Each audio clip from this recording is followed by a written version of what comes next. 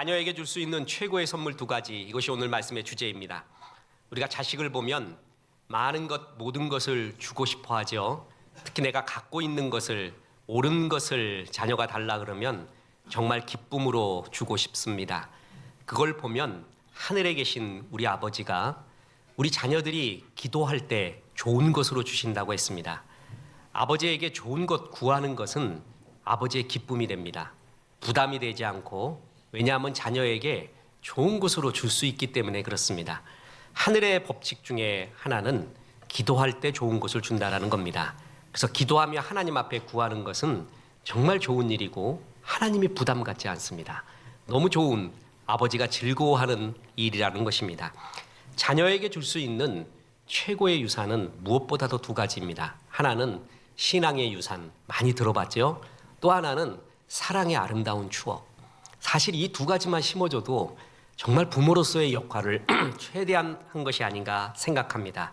더불어 자녀에게 자존감을 심어주는 것, 경제적 그리고 독립을 이룰 수 있도록 도움을 주는 모든 것, 이것이 부모가 자녀에게 줄 수 있는 많은 선물들 중에 하나입니다. 우린 이런 이야기를 많이 들어왔습니다. 오늘은 다른 각도에서 자녀에게 줄 수 있는 최고의 선물을 말씀드릴까 합니다. 그것은 첫째로 자기관리입니다. 그리고 부모의 스토리가 있는 삶, 이 두 가지가 자녀에게 줄 수 있는 최고의 선물 두 가지입니다. 첫째, 자기관리가 자녀에게 줄 수 있는 최고의 선물 중에 하나입니다. 골로새서 3장 21절 보세요. 아비들아, 너희 자녀를 노엽게 하지 말지니 낙심할까 함이라. 우리가 자기관리를 못하잖아요. 그러면 자녀들이 노여워합니다. 분노합니다. 분이 일어나게 된다는 것입니다. 부모가 마구마구 하는 말, 부모가 절제하지 못하는 삶, 본이 되지 못하는 것, 그것은 자녀를 분노하게 하고 낙심케 하는 일이 된다는 거죠. 특히 우리는 자기관리를 할 때 건강관리를 잘해야 됩니다. 부모는 자기 건강관리를 잘 해야지만이 자녀에게 짐이 되지 않습니다. 내가 관리를 못해서 이제 어려운 지경에 처할 때 우리의 자녀들이 분노할까요? 화를 낼까요? 그런 놈은 없습니다. 그죠? 근데 세상 사람 중엔 그런 사람 많습니다. 부모가 병들고 아프고지면은 이제 짐덩이라고 생각을 합니다. 그래서 부모를 쳐다보면서 분노하게 됩니다. 우리 그리스도인은 그렇지 않기에 얼마나 좋은지 모릅니다. 그러나 참 부담은 되어 갈 것입니다. 그래서 우리 부모들은 무엇보다 이거를 잘 알기 때문에 우리는 자기 관리에 건강하는 것, 이 모습을 반드시 갖춰야 된다는 겁니다. 부모들은 다 착합니다. 특히 그리스도인 부모는 정말 착합니다. 건강할 때, 젊었을 때 자녀를 위해 모든 것을 내어줍니다. 그죠? 그리고 난 다음에 이제 늙고 병도 들고 이러면은 자녀에게 짐이 될까 또 걱정을 합니다. 얘야, 내가 너를 키울 만큼 키웠으니까 이제 나를 돌봐라. 그런 마음은 두 번째, 세 번째예요. 첫 번째가 뭐냐면 내가 내 새끼들한테 짐되지 말아야 되는데, 이게 부모들의 마음의 첫째예요. 부모들은 다 착합니다. 그죠? 내 몸을 성령이 거하는 전이라고 했습니다. 우리의 몸을 그 정도로 소중한 것이래요. 몸이 건강해야 영혼도 정신도, 하나님은 이 몸을 소중히 여겨서, 그래서 자기 관리의 첫 번째가 바로 이런 몸 건강, 자녀에게 건강한 몸을 보여주는 것입니다. 1부 때 이 얘기를 했더니 오늘 새 등록 성도님이 목사님 전부 은혜 받았습니다. 그래서 왜요? 그랬더니 전부 계단으로 올라오시더래요. 관리 안 하고 엘리베이터를 안 타고 전부 계단으로 올라가는 걸 봤습니다. 그래요. 그렇습니다. 무엇보다도 내 몸을 잘 지키는 것. 그래서 저는 성도님들하고 상담할 때 반드시 하는 말이 뭐냐 하면은, 뭐 운동하세요? 운동 뭐 좋아하세요? 운동 뭐 하세요를 제일 먼저 이야기합니다. 그래서 그것이 내 영혼을 지키는 굉장히 중요한 길이다. 자기 관리죠. 또 하나의 자기 관리가 있습니다. 그것은 감정의 절제입니다. 보복이 있고요. 복수가 있고 또한 화풀이가 있습니다. 조금 다릅니다. 보복은 1대1입니다. 당장에 갚아주는 겁니다. 눈 때리면 나도 눈 때리는 겁니다. 코피나게 하면 나도 코피나게 하는 거예요. 그래서 투닥투닥투닥 1대1로 곧바로 하는 것을 보복이라고 합니다. 근데 복수는 다릅니다. 복수는 마음에 담아두었다가 나중에 하는 겁니다. 그리고 나중에 하되 코 때리면 나도 코 때려야 되는데 두 눈을 때려버립니다. 그리고 코 한 대 때렸는데 어떨 땐 목을 칠 경우도 있습니다. 공격의 형태가 더 강도가 높아지는 것. 그래서 그것을 좀 놔뒀다가 생각하고 있다가 더 크게 갚아주는 것. 그것을 복수라고 합니다. 그런데 이 보복과 복수와 다르게 화풀이라는 것이 있습니다. 그것은 고통을 나에게 고통 준 사람한테 갚아주는 것이 아니에요. 그 사람이 너무 막강하거나 지금 내가 복수를 할 수 없는 상태에 있거나 그러면 그 아픔을 엉뚱한 사람에게 상관없는 사람한테 갚아주는 행위, 그걸 화풀이라고 하죠. 대부분 힘 있는 사람이 힘 없는 사람한테 화풀이를 합니다. 힘 있는 사람한테 못하는 거죠. 부모가 화풀이 대상이 어디 있습니까? 잘못하면 자녀가 될 수 있다는 것이죠. 자녀에게 화풀이를 다 해버립니다. 감정을 다 쏟아버립니다. 이런 말이 있습니다. 딸이 엄마한테 쓴 글입니다. 딸은 엄마의 감정의 쓰레기통이 아니에요. 멋진 글이죠. 엄마의 감정의 쓰레기통이 나가 아니다. 물론 딸이 돼서 아들이 돼서 이제 할 말 다 한다 할지라도 그것은 세상 말입니다. 성경은 그렇게 말하고 있지 않습니다. 성경은 말에 대해서 항상 절제하고 정제된 말을 하라고 이야기합니다. 오늘 본문 다시 보십시오. 골로새서 3장 21절에 아비들아 너희 자녀를 노엽게 하지 말지니 낙심할까 함이라. 감정 다 쏟아내면은요. 그러고 나면은 딸이 얼마나 낙심하고 자식이 얼마나 낙심하고 힘이 들고 분노까지 일어나겠습니까? 목사가 성도에게 줄 수 있는 최고의 선물은 목사 스스로가 하나님의 깊은 샘에 닿아서 성령 충만하고 기쁘고 그리고 환한 모습을 보여주는 것입니다. 그게 제일 먼저입니다. 목사가 그냥 도끼가 가득해요. 분노도 가득하고 화낼 일도 많고 막 이런 게 막 쌓여 있는 게 눈에 보여. 건들기만 해봐 나 그냥. 막 이런 게 눈에 보여요. 근데 그게 설교에 나갑니다. 도끼가 나가요. 그러면 성도님들은 민감하게 합니다. 이 은혜를 받고 힘을 얻어도 모자랄 판에 목사의 독을 다 받아버리면은 그 어떻게 무너지게 낙심하고 무너지게 되는 것이죠. 목사 스스로가 성령 충만하고 지성, 감성, 영성 모든 것이 조화롭고 충만해야 돼요. 그게 성도에게 줄 수 있는 최고의 선물이에요. 부모도 마찬가지예요. 자기가 충만한 거예요. 특히 이 감정의 절제는 굉장히 중요합니다. 목사는 토요일에 가장 민감합니다. 제 경우에 봐도 감정의 3배가 됩니다. 지금도 이런 긴장감과 이런 감성, 이런 마음을 유지한다는 것은 너무 감사할 일입니다. 근데 토요일 날은 정말 민감해져요. 한 3배가 돼요. 그래서 왜 그런 거 있잖아요. 손대면 톡 하고 터질 것만 같은 그대. 손대면 톡 터질 것 같아요. 그렇게 민감해져요. 그래서 굉장히 감정의 절제, 또 감정의 마음 이런 것들이 되게 중요해요. 근데 어느 때 일반 사람들이 그러냐 하면 아이 때 그렇습니다. 아이 때 감정이 충만해져요. 모든 걸 보고 웃고 울 수 있는, 금방 웃었다 울 수 있는 감정이 충만한 상태가 아이 때예요.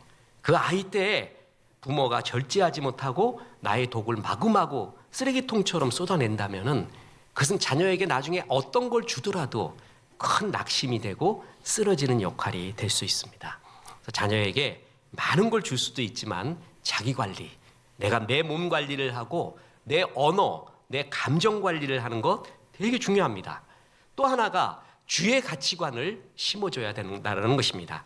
오늘 본문과 거의 동일 구절이 에베소서 6장 4절에 나오는데 이런 구절이 나옵니다. 또 아비들아 너희 자녀를 노엽게 하지 말고 오직 주의 교훈과 훈계로 양육하라. 자, 주의 교훈과 훈계로 양육하지 않으면 너희 자녀가 뭐가 된다고요? 노엽게 된다라는 것입니다. 대개 이제 빠른 애들은 초등학교 아니면 중학교쯤 되면 자기 가치관이라는 게 생깁니다. 자아가 생기죠. 가정에서 문제가 뭐냐면 자기 가치관과 부모의 가치관이 충돌할 때예요. 그러면은 대개 부모님들의 거의 대부분은 어떻게 얘기하죠? 자기의 가치관을 심어주려고 하죠. 반성하지 않습니다. 그래서 나온 게 그 노래예요. 남산 위에 저 소나무 철갑을 두른 듯. 그게 거기서 나온 노래예요. 철갑 두른 것 같아. 내 반성은 하나도 없어요. 난 부모고 널 사랑하니까 당연히 내 말이 맞아. 당연히 내 말 들어야 돼 하고 나의 가치관을 강요하게 됩니다. 근데 아이들도 가치관이 생겨나요. 부모가 얘기하는 가치관이 성경적 가치관이면 이해가 돼요. 근데 성경적 가치관이 아닌 자기 생각이라는 것이 있습니다. 나는 엄마는 이런 게 제일 싫어, 아빠는 이런 게 제일 싫어하고, 특히 제일 싫어가 제일 많이 들어가요. 근데 그게 성경적이지 않는 경우가 많다는 거죠. 난 이런 게 제일 싫어라고 말했는데 아이는 그 얘기 듣고 가로치고 말합니다. 난 그거 되게 좋은데. 그런데 엄마한테 말도 못해요. 화날까 봐, 혼날까 봐. 이 충돌이 일어날 때 벌써 가정에서 1차 갈등이 일어난다는 겁니다. 이때 부모가 정말 잘해야 되는 것이 뭐예요? 주의 교훈과 주의 훈계로 양육하는 것. 그러니까 뭡니까? 세상 가치관, 세속적 가치관, 나의 가치관이 아닌 하나님의 가치관으로 얘기해 줘야 되는 것. 그럴 때 자녀가 뭐예요? 분노하지 않는다라는 것입니다. 자녀를 분노케 할 수 있습니다. 성경에는 네 자녀를 사랑하라는 말이 없다는 거 아십니까? 이웃도 사랑하라 그래요. 하나님도 사랑하라 그러고 부모님도 공경하라 그래요. 심지어는 원수도 사랑하라 그래요. 근데 네 자녀를 사랑하라는 말은 없습니다. 왜 그런 줄 아세요? 너무 하기 때문에 그래요. 너무 사랑하기 때문에 말이 필요 없다는 거예요. 저는 그 성경학자의 표현이 너무 멋있습니다. 어느 누구도 자기 새끼 다 사랑해요. 근데 성경은 자녀를 사랑하는 법에 대해서 말할 때 분노케, 노엽게 하지 말라고 그래요. 그게 자녀의 사랑법이래요. 왜 노여워지는가? 내가 절제를 못할 때, 내 관리를 못할 때, 그리고 자녀에게 마구마구 감정과 말과 생각을 쏟아낼 때, 그리고 내 가치관을 심어줄 때 자녀들은 분노한다. 뭐라 그럴 수는 없고 속으로 막 쌓여간다는 거죠. 그래서 자녀에게 줄 수 있는 최고의 유산 한 가지는 자기 관리입니다. 내 몸 관리, 정신 영성의 관리, 성경적 가치관으로 절제하고 이것을 자녀에게 보여주는 것, 그거 하나만 해도 정말 훌륭합니다. 내 아들아, 네 마음을 내게 주며 내 눈으로 내 길을 즐거워할지라.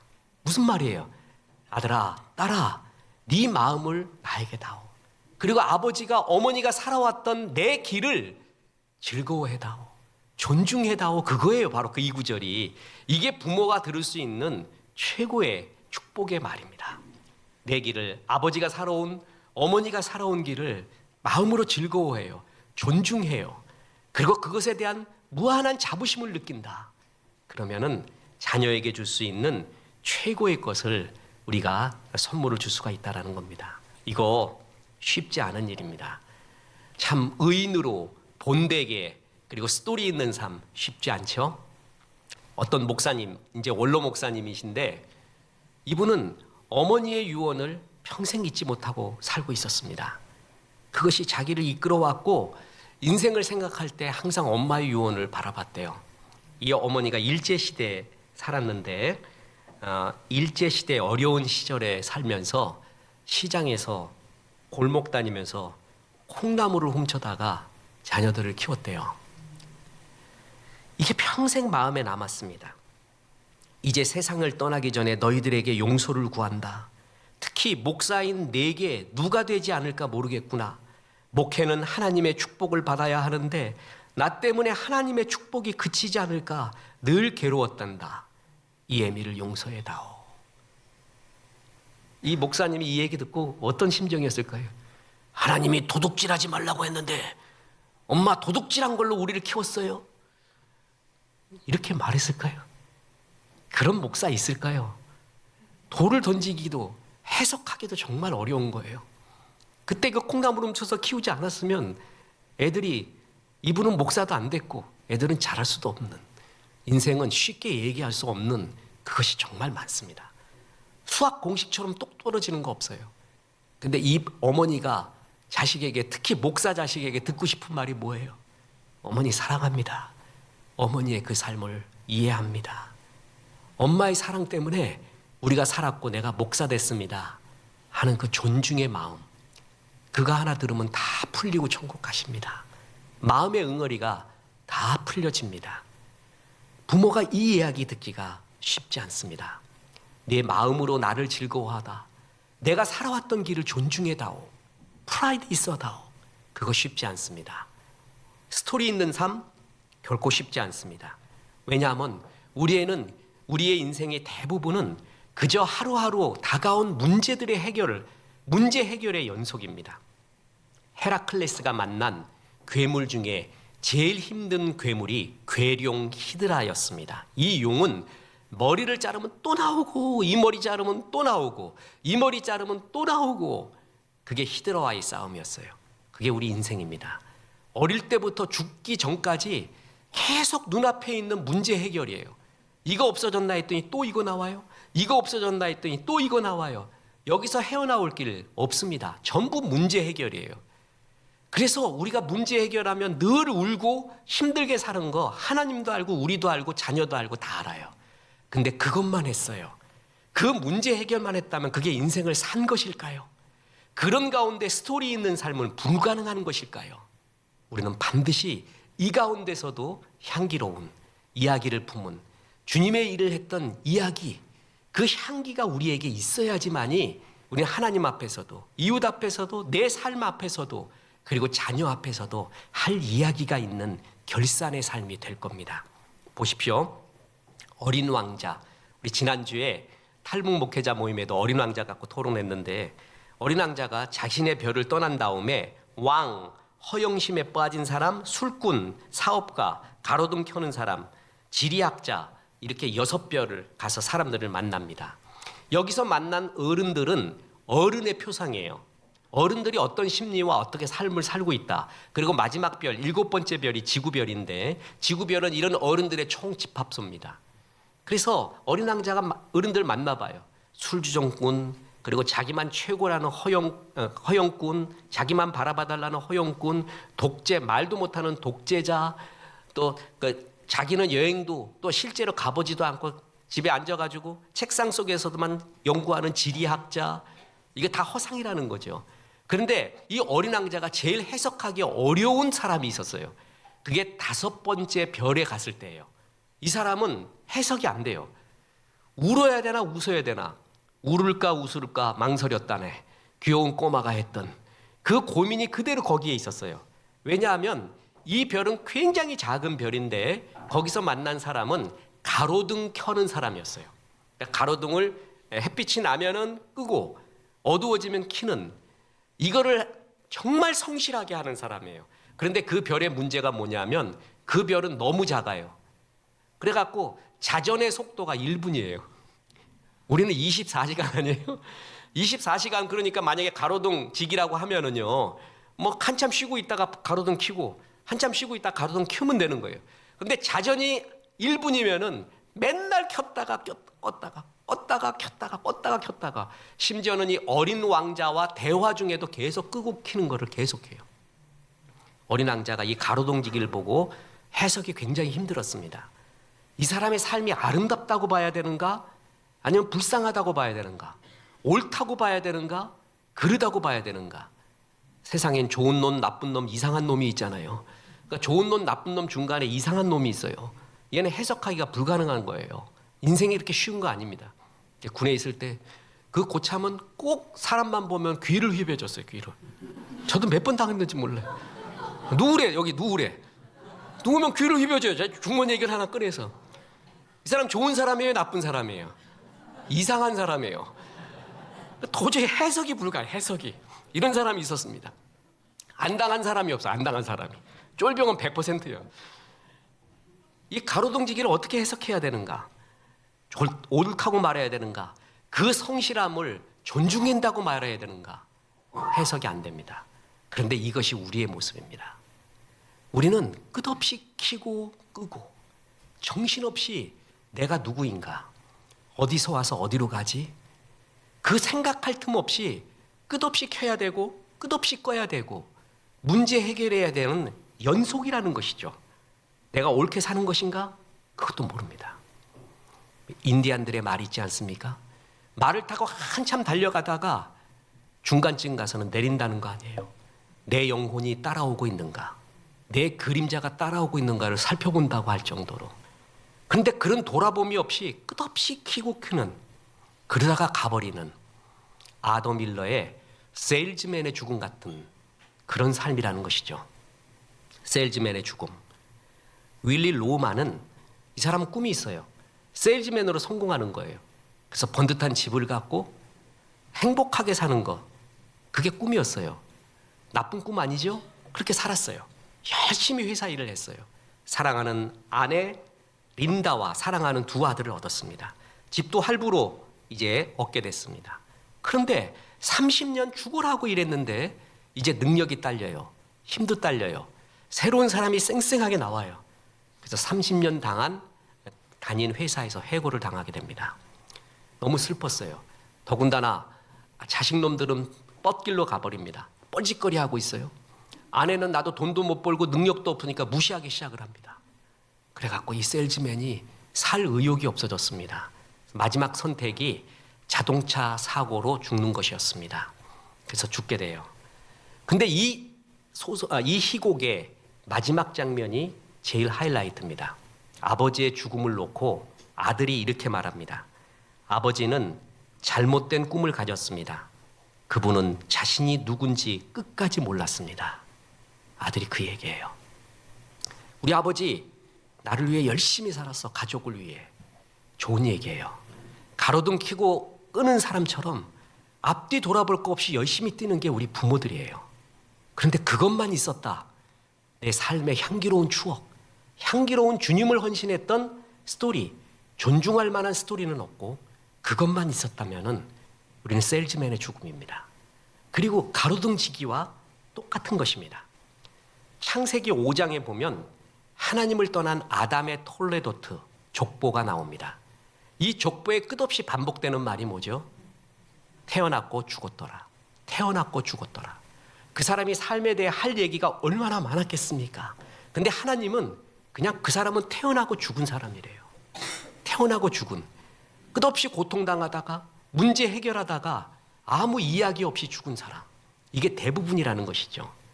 우리의 자녀에게 우리는 이런 가운데서도 우리 아버지는 어머니는 향기로운 이야기가 있어. 존중할 만한 이야기가 있어. 이 이야기 정말 멋진 것이야. 그것은 시간 남고 돈 있고 모든 것이 있는 가운데 한 게 아니라 누구와 똑같이 바쁜 중에 똑같이 어려운 중에도 우리 부모님은 이런 삶의 아름다운 스토리가 있어. 그거를 보여주는 것. 그것이 자녀에게 줄 수 있는 최고의 유산 두 번째라는 것입니다. 어떤 카피라이터가 있습니다.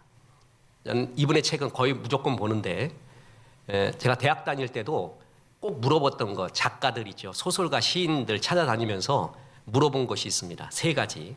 첫째, 왜 글을 쓰느냐? 둘째, 당신 문학의 아버지가 뭐냐? 세 번째는 잊어버렸습니다. 잊어붙습니다. 세 번째 별로 중요하지 않아갖고 그래서 기억이 안 나는 것 같아요. 그러면 왜 글을 쓰느냐라고 물어보면 두 가지 대답이 나옵니다. 고독해서, 외로워서, 또 하나 돈 벌기 위해서예요. 얼마나 솔직해요. 글 쓰는 사람 왜 쓰는가? 돈 벌기 위해서. 그래서 이 카피라이터가 이렇게 썼습니다. 너는 왜 글을 쓰니? 돈 벌려고. 돈 벌어서 뭐 하려고? 돈 벌지 않아도 되는 글 쓰려고. 이게 멋져요. 왜 글을 쓰니? 돈 벌려고 써. 그럼 돈 벌어서 뭐 하려고? 돈 벌지 않아도 되는 글. 난 그런 글 쓰고 싶어서. 이게 의미죠. 왜 너 그 일 하니? 돈 벌려고. 이거는 누구나 하는 말이에요. 근데 뒤에 말이 있냐는 거예요. 그 돈 벌어서 뭐 하려고? 돈 벌지 않아도 되는 글. 나는 그 의미를 찾으려고 돈 벌려고 하는 것이야. 그래서 이 카피라이터가 돈을 굉장히 많이 벌었습니다. 나름. 특히 선거 때만 되면 한 줄로 사람 잡는 촌천살인의 한 줄이 있잖아요. 그게 정치인한테 굉장히 필요합니다. 진짜 그 한 줄로 사람을 잡아야 돼요. 길면 안 됩니다. 한 줄로 모든 걸 집어넣어야 돼요. 그런 걸 많이 제공했던 사람인데 돈 받지 않고 나라에 봉사한 것이 있어요. 그 한 줄. 근데 그것이 인생의 프라이드, 진짜 즐거움이었다고 고백을 합니다. 코로나 때였습니다. 그가 나라에 하나를 헌물했습니다. 문장 하나를 헌물했어요.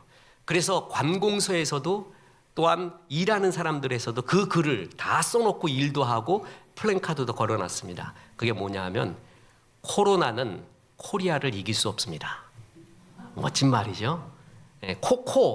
언어 유희를 써서 코로나는 결코 코리아를 이길 수 없다. 그 한 줄은 무상으로 한 거예요. 그동안 다 돈 받고 했어요. 그런데 이것은 그냥 주면서 그것이 나의 이야기예요. 나의 순수. 진짜 인생 앞에 나라 앞에서 목적과 비전 갖고 주었던 나의 순수의 이야기. 근데 나중에 남는 거는 사실 그거라는 거죠. 인생에선 그게 남는 거예요.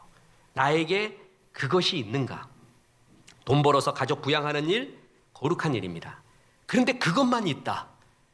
우리가 적어도 후반전이 오면은 돈 벌지 않아도 되는 글, 돈하고 상관없는 글, 순수지요. 스토리예요.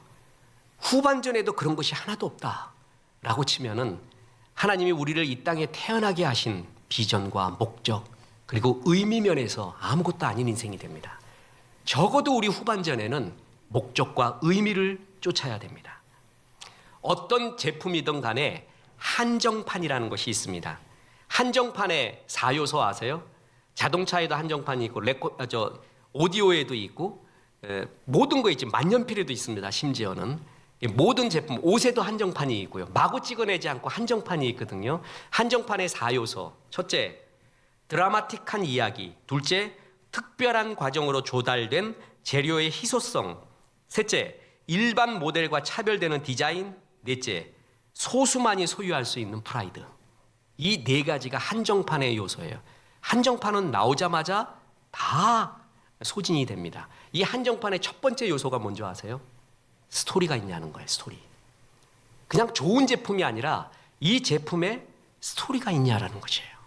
명품은 스토리가 있습니다. 자, 여러분 동영상 하나를 보여드릴 텐데 굉장히 독특한 동영상입니다. 뭐 하고 있는가 한번 보세요. 바이든 대통령이 뭔가를 하고 있죠? 사인하는 거 아시죠? 그런데 또 어떻게 합니까? 계속 하고 있는 게 뭐예요? 사인인데 사인할 때마다 뭘 하고 있어요? 펜을 바꿔버립니다. 그 앞에 펜이 굉장히 많이 놓여 있잖아요. 이게 미국 대통령의 전통 중에 하나입니다. 펜 사이닝이라고 얘기하는데 어떤 중요한 기획 안에 결정 안에 하나의 펜 갖고 사인하지 않고요. 거기에 어떨 때는 20개, 저는 몇 개까지 봤냐면은 75개까지 봤습니다. 75개의 펜 갖고 사인을 합니다. 한번 볼까요? 1964년 존슨 대통령이 민권법을 서명할 때 75개의 펜을 사용했는데 그 펜 중에 하나를 저 지금 흑인이 있죠? 누구예요? 마틴 루터 킹 목사예요. 저분이 이 민권법의 가장 역할을 잘했습니다. 그때 그 민권법에 사인한 펜을 누구한테 주는 거예요? 루터 킹 목사에게 주는 거예요. 또 보십시오. 오바마 대통령이 2009년 백악관 이스트룸에서 열린 릴리 레르베터 공정임금법에 서명을 합니다. 그리고 그 서명한 만년필을 릴리 레르베터에게 줍니다. 또 하나 있습니다. 오바마 의료보험 개혁 법안에 사인을 하고 있는 장면인데 그 앞에도 만년필이 엄청나게 놓여 있습니다. 그래서 하나로 쓰는 게 아니라 저걸로 다 써요. 그래서 이 법안이 통과되기까지 헌신한 사람, 수고한 사람, 후원자, 의미 깊은 사람한테 그 만년필을 선물로 주는 것이 그것이 미국 대통령 사인의 전례가 됩니다. 전통입니다. 그래서 존슨 대통령 75개까지 해요. 여러분 그 만년필이 만약에 가격으로만 따지면 10만 원이라고 쳐봅시다. 가격으로 얘기할 수 없죠. 얼마나 프라이드일까요? 내가 정말 노력을 했어요. 우리나라에서 마침내 이제 동성애법 같은 것은 통과되지 않도록 아예 상정도 되지 않도록 딱 헌법에 기재가 됐어요. 그래서 대통령이 그걸 사인을 딱 해요. 딱 사인을 하고 난 다음에 이 역할을 정말 수고해 주신 당신에게 이 만년필은 드립니다 하고 그걸 받았어요. 이건 그냥 만년필이 아니죠. 정말 최고의 의미와 스토리가 담긴 그게 명품의 의미입니다. 이거 당근마켓에 팔겠습니까? 10만 원인데 내가 만 원 더 붙여서 판다. 이렇게 팔겠어요? 안 팔아요. 만약에 판다고 치면 10만 원인데 100만 원, 1000만 원, 1억을 해도 살 겁니다. 그래서 상술에 있는 사람들은 스토리가 얼마나 중요한 줄 알고 만년필에도요. 아폴로 15호가 달에서 캐낸 달에서 받아온 먼지 그거를 묻혀가지고 500개를 만들어냅니다. 달 먼지가 들어가 있고 우주 최초로 지구 최초로 지구 전체를 돈 그런 로켓의 부품을 빼내가지고 그거 가지고도 만들어요.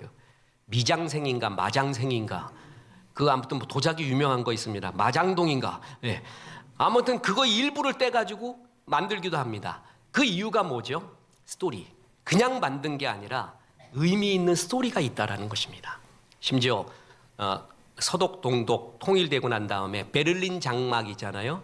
그 장막에 있었던 콘크리트 있잖아요. 그 부스러기를 갖고 와가지고 그거 만년필에 갈아 넣습니다. 그 만드는데. 그러면 이걸 가지고 있을 때 그냥 만년필이 아니라 뭐가 담겨져 있어요? 스토리. 그래서 그것이 명품이에요. 인생도 마찬가지예요. 네가 먹고 사는 것만 살았다. 그게 아니라 정말 하나님 앞에 이웃 앞에 향기로운 스토리가 있는가? 우리 아버지 어머니가 그런 삶을 살았어요. 유명하지 않지만, 그리고 돈을 많이 벌지는 않지만 그거를 자녀에게 보여주는 것, 그게 자녀에게 줄 수 있는 최고의 선물 중에 하나입니다. 인류의 스토리 중에 스토리는 인간을 하나님의 형상대로 창조했다라는 것입니다. 그리고 둘째, 죄에 빠진 인간을 하나님의 아들 예수님이 와서 구원해 주셨다는 게 인류의 모든 스토리 중에 스토리입니다. 그리고 우리의 삶의 스토리는 뭐냐 하면 모두가 먹고 사는데 다 바빠요. 그건 스토리가 아니에요. 그건 어쩔 수 없는 우리의 죄로 인한, 죄성으로 인한 수많은 결과입니다. 그런데 그 가운데도 고통스럽고 고난스러운 삶 중에도 주님의 일, 많은 영혼을 주 앞으로 인도하게 했던 일, 쓰러져 있는 많은 영혼을 살린 일, 그런 일을 똑같은 어려움 속에서 내가 했다. 그게 내 삶의 스토리입니다. 우리 아버지 어머니는 그런 이야기가 있어. 어려운 중에도, 그 힘든 중에도 사람을 살려냈어. 그 힘든 중에도 복음 전도를 했어. 우리 어머니 아버지 신문에 나오는 유명한 분은 아니지만 전 정말 존중해요. 바로 이런 삶의 스토리를 자녀에게 보여주는 것. 자녀에게 줄 수 있는 최고의 유산, 자기관리입니다. 몸관리, 건강관리, 정서와 감정의 관리, 말의 관리, 그리고 가치관의 관리. 또 하나가 프라이드 있는 삶의 이야기를 전해주는 것. 그것이 우리 자녀가 나중에 우리 부모 생각하면 아들아, 딸아, 네 마음으로 나를 즐거워하며 내 길을 즐거워할지라. 내가 살아왔던 길에 대한 프라이드를 존중해주는, 그래서 자녀의 가슴에 바로 그런 부모에 대한 프라이드가 있는 것, 이것이 제일 가는 선물입니다. 다른 것 주는 것도 중요하지만 내 관리가 선물입니다. 내 관리하는 것을 자녀에게 보여주는 것이 선물입니다. 그리고 향기로운 삶의 이야기를 전해주는 것이, 그 삶을 살았던 것이 자녀에게 주는 최고의 선물입니다. 오늘 헌화식을 하는 부모님 가슴에 잘 새기고 자녀에게 이 축복을 해주시고 하나님의 은혜가 넘쳐나기를 주 예수의 이름으로 축원합니다.